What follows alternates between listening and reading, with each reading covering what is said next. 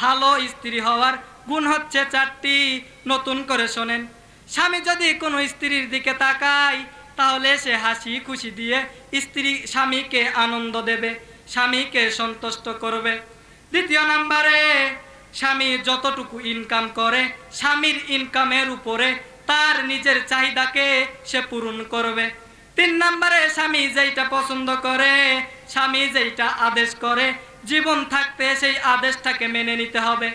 স্বামী যদি বলে এই পাহাড় থেকে ইট নিয়ে গিয়ে ওই পাহাড়ে নিয়ে গিয়ে রাখো, ওই পাহাড় থেকে ইট নিয়ে এসে এই পাহাড়ে রাখো, এইরকম জায়েজ হুকুমও যদি স্বামী করে, এইটাও আপনাকে মানতে হবে। 4 নম্বরে, স্বামী যেইটা পছন্দ করে স্বামীর পছন্দের আপনাকে গুরুত্ব দিতে হবে। আমার সময় প্রায় শেষ। 4 নম্বরের ছোট্ট 1 মিনিট বলেই শেষ করে দিচ্ছি। স্বামী যেইটা পছন্দ করে, স্বামী যেইটা পছন্দ করে নিজের স্ত্রী এই স্বামীর পছন্দকে গুরুত্ব দেবে। আজ যত স্বামী পৃথিবীর ময়দানে আছে, বিশেষ করে বাংলাদেশের যত স্বামী আছে, প্রত্যেকটা স্বামী চাই যে সে তার মা বাবাকে নিয়ে ওই একই সংসারে থাকবে। মা বাবাকে প্রত্যেকটা স্বামী আলাদা করতে চায় না, কিন্তু আপনারা এই যে শ্বশুর শাশুড়িদেরকে নিয়ে একটা সংসারে থাকতেই চান না। আপনারা শুধু বিবাহর পরেই বলেন যে আলাদা হয়ে যাও, আলাদা হয়ে যাও, আলাদা হয়ে যাও। কেন? আমি এই 4 নাম্বার গুণ আপনাদেরকে বলতেছি যে স্বামী যেইটা পছন্দ করে ওইটা আপনাদেরকে পছন্দ করতে হবে। আমি নিজে একজন ছেলে, নিজে আমি বলতেছি প্রত্যেকটা স্বামী চাই যে সে তার পছন্দ হচ্ছে তার সংসারে সে মা বাবাকে নিয়ে একসঙ্গেই থাকবে, কিন্তু অধিকাংশ মেয়েরা এইটা চায় না, অধিকাংশ মেয়েরা এইটা চায় না। আর এই মেয়েদেরকে পেছন দরজা দিয়ে এই যে তাল দেয়, পেছন দরজা দিয়ে বারবার যে বলে আলাদা হয়ে যাও, এইটা বলে মেয়ের মা আর মেয়ের বড় বোন। যেই মেয়ের মা যত চালাক, আমি স্পষ্টভাবে বলি, ওই মেয়ের সর্বপ্রথম হয়ে যায় তালাক।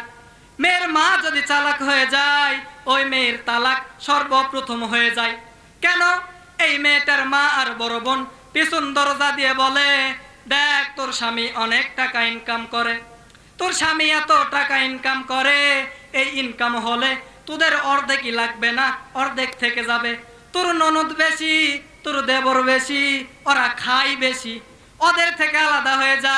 কিন্তু এই ছোট্ট মেয়েটা বিবাহ হওয়ার পরে তার স্বামীকে এই কথা বলতে কোনোদিনও সাহস পাবে না, তার মা আর বড় বোন যদি এই যে পিছন দরজা দিয়ে তাল না দেয়। এজন্য সম্মানিত মা বোনেরা, আপনাদের মেয়েদের সংসার আপনারা নিজেরাই ধ্বংস করবেন না। আপনি তো একটা মেয়েকে কষ্ট করার জন্যই একটা সংসারে দিচ্ছেন, কিন্তু আপনি বারবার কেন আলাদা হওয়ার বুদ্ধিটা দেন বলেন? আপনাদেরকে অনুরোধ করি, হাতে পায়ে ধরে বলি যে আপনাদের মেয়েদেরকে আপনারা আলাদা হওয়ার এই বুদ্ধিটা দেবেন না। ওর দেবর বেশি হতেই পারে, ননদ বেশি হতেই পারে। একটা সন্তানকে ছোট্ট থেকে বড় করতে গিয়ে 20 বছর 22 বছর পর্যন্ত মানুষ করতে গিয়ে কত কষ্ট না সহ্য করে।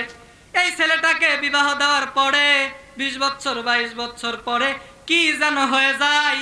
এই যে নতুন করে ছেলেটা বলে, আব্বা আমি আলাদা হয়ে যাব, আম্মা আমি আলাদা হয়ে যাব। কেন?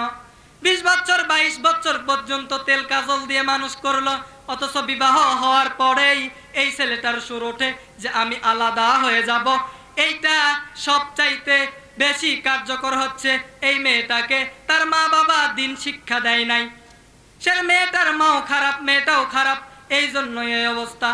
অথচ আপনারা কেন এরকম কাজ করতেছেন? আপনাদেরকে উদারত আহ্বান জানাই, আল্লাহর নবী জানিয়েছেন, যেই ঘরে একটা মেয়ে লোক আসে ওই মেয়ে লোকটা একটা জান্নাতের টুকরা। যেই ঘরে একটা মেয়ে লোক আসবে ওই মেয়ে লোকটাকে যেই পুরুষ মানুষটা জন্ম দেবে তার জন্য একটা জান্নাত। আল্লাহর নবীকে সাহাবী জিজ্ঞাসা করলেন, হে নবী, তাহলে কোন ঘরে যদি কোনো বাবার যদি 2টা মেয়ে সন্তান জন্ম নেয় তাহলে কি হবে? বলল, ওই বাবার 2টা জান্নাত। আল্লাহর নবীকে সাহাবী প্রশ্ন করলেন যে যদি কোনো বাবার 3টা মেয়ে সন্তান জন্ম নেয়, তাহলে ওর কয়টা জান্নাত? বিশ্ব নবী বললেন ওর 3টা জান্নাত। সাহাবী উল্টা আবার প্রশ্ন করলেন, নবীজি যদি একটা পুরুষ মানুষের যদি 4টি মেয়ে সন্তান জন্ম নেয় পৃথিবীর ময়দানে, তার কয়টি জান্নাত? বিশ্ব নবী বললেন ওর 4টি জান্নাত। এইভাবে নবীজি বললেন যে মানুষটার 3টি সন্তান মেয়ে সন্তান, তার 3টি জান্নাত। যার 4টি সন্তান মেয়ে সন্তান হবে